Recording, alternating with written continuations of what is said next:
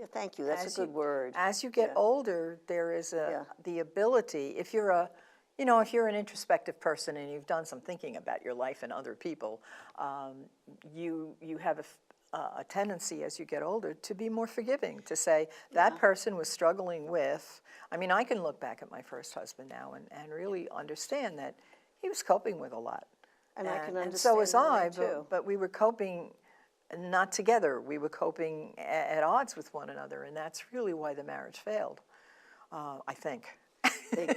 I just wrote down some, memoirs about people who had to wait many years to write. One of them I recommend always, it's always on my list of recommended memoirs, is Russell Baker's Growing Up. I don't know if you've ever read that. No.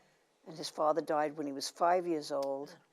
And because of that, his mother and he had to move to another state in with other relatives. This was Depression era.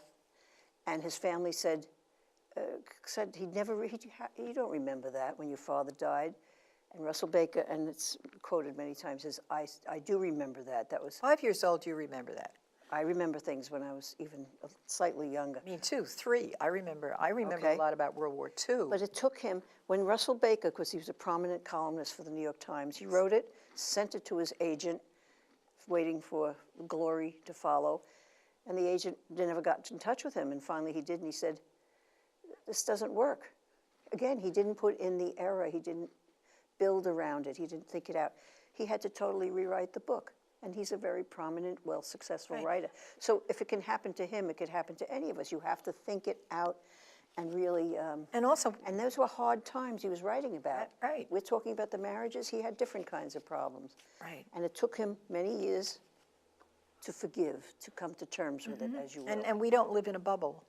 You know, we live in the context of what's going on around us, especially the Depression, World War II, Vietnam War. I mean, growing up in those times, and they all created their own problems. And I want to cite one other by Annie Dillard, An American Childhood. Did you happen to read that?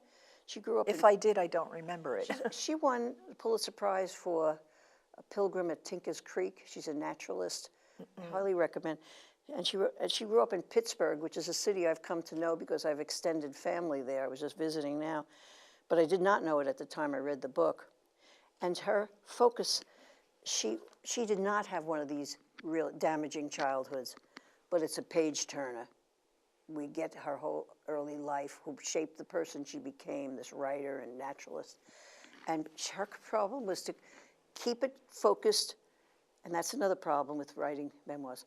Keep it focused. Don't go all over the place. Don't go all over the country or keep it where you are. And she did that, and she writes about that too in the book. When you say keep it focused, do you mean that you really should have kind of a theme to your memoir? No, write about what she's writing about, her childhood in Pittsburgh, not family trip. Well, if it was a family trip, but not going out to California for some reason or just going off track totally. Her book works because she does have it focused. And by the way, so does Russell Baker. And, I looked over my bookshelf, and I've read so many memoirs. I love memoir reading, but there aren't that many that I totally love.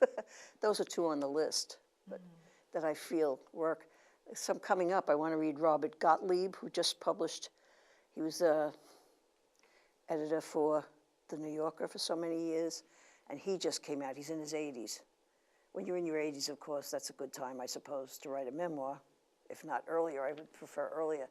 So he's got quite a story. And then Bruce Springsteen, who I'm not a big fan of, but he just got a wonderful review in the New York Times. Well, he's got to have a great story. Oh my God, 500 pages. Yeah.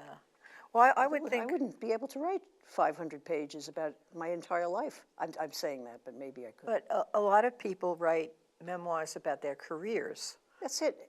And, again, I haven't followed him, but the review by Richard Ford, another prominent writer, I will probably look into that at some point. Right. I just have to read that's my thing. Yeah. Well, I think for us, to me anyway, at this age, there are so many people who are either a little older than me or contemporaries who, to my way of thinking, have lived through such interesting times. We've definitely lived in interesting times, good heavens. that you want to read about. You want to see if those people are thinking the same things you are about what's going on Right. and how you've changed and how you've grown. That is of great interest to me. I want to see how other people are coping with the stuff that I feel that I'm coping with. Yeah, I'm reading right now, I don't know if you're familiar with Riding in Cars with Boys Yes. Yeah. by Beverly Donofrio, who I happen to have met this past spring up in the Woodstock Writers Festival. I try to get to one of those about once a year, meet new writers. And somebody, I thought I had read it, but I hadn't. And she's 10 years or more younger than me. So therefore, 10 her years made a experiences big- were so different. Big difference. Big Because difference. someone wrote to me and said, oh, I saw the film version of that book, and it reminded me of your book. Okay, this book, you don't find drugs in this book. She was into all kinds of drugs because she was the younger version. And pregnant in high school at 16. My God, I was just like the Virgin Mary at that time. Yes, we all were. Or you were Catholic. either the And Virgin when I was Mary or married, Mary I was- Magdalene. You were when one I of the married, other. I was still the Virgin Mary. So I'm not kidding. Ah. So her story, I said to myself, how can that person identify me with her? But she does. Beverly does come out of it eventually, and I'm getting near the end of the book. Again, I haven't read it, and it's fascinating to me because it's such a difference in just that one decade Oh, yeah. in growing up. And anybody writing memoir or thinking of writing memoir would be wise to look into other people's memories always and see what they've written about. Yeah, I would be interested in reading a memoir of a person who went through the 60s and the drugs and the Vietnam War and whatnot, and see if when they come out at the other end, if they have the same kinds of, again, did they go through the same growth process that I went through to finally get where I am, which is wherever I am. But my life experiences too have always, all of our life experiences, there's always some pain. They say no pain, no gain. You go through a growth process, and if you're not going through a growth process, I don't think you're living life. I think you're in La La Land, because we all have our little, you always think about that girl you went to high school with, or that woman you knew who was, the perfect housewife and had the Yes. perfect life.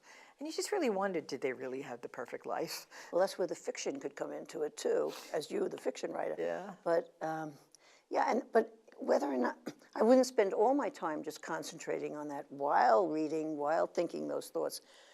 The key is just to keep writing, even if it's just journaling. I have a friend right now who's got a very busy schedule, teaching again, and she's journaling every single day because there is a story she wants to get out about something that happened, and she's early 60s, that she wants to get that story together. So instead of just putting it off for another 10 years, she's making an effort to keep notes, and that I'm very proud of her. We have half a minute left. One piece of advice for the future memoir writer.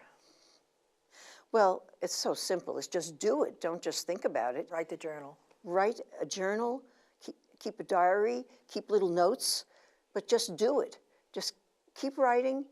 It'll motivate you to get yourself into a workshop or to connect with another writer or two. I and think the go workshops forward. are important, and the research. Even if it's just a few people, or just a little critique group of people who are kind. Kind, yes. Constructive. Thank you. Yes. Yeah. Thank you, Eileen. That was great. It was too brief. I think, yes, it's always too brief. Someday we'll do an hour show here. Thank you so Probably much. can. It was great, Eileen. Thank you.